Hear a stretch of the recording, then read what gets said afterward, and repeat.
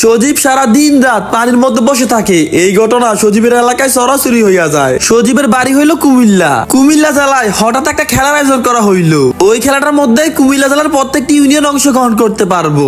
খেলাটা হলো যে সব থেকে বেশি সময় পানির মধ্যে থাকতে পারবো সেই উইনার হইব।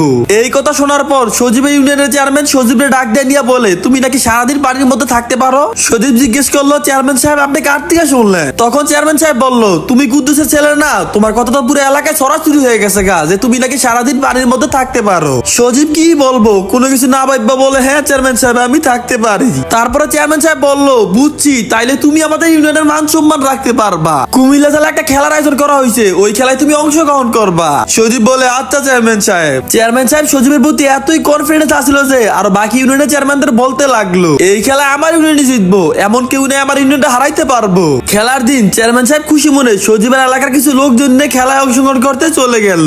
খেলা শুরু হওয়ার সবার আগে সজীব পানি থেকে উঠে গেল। চেয়ারম্যান সাহেব বলল, সজীব এ কি ব্যাপার, তুমি তো সবার আগে উঠে গেলা, তুমি না বলে সারাদিন পানির মধ্যে থাকতে পারো? তারপরে সজীব বলল, চেয়ারম্যান সাহেব আপনি একটু ভুল শুনছেন, আমি সারাদিন পানির মধ্যে ঠিকই থাকতে পারি, তবে এটা বাস্তবে না, ফ্রি ফায়ারে, কারণ আমি র্যাঙ্ক পুশ করি।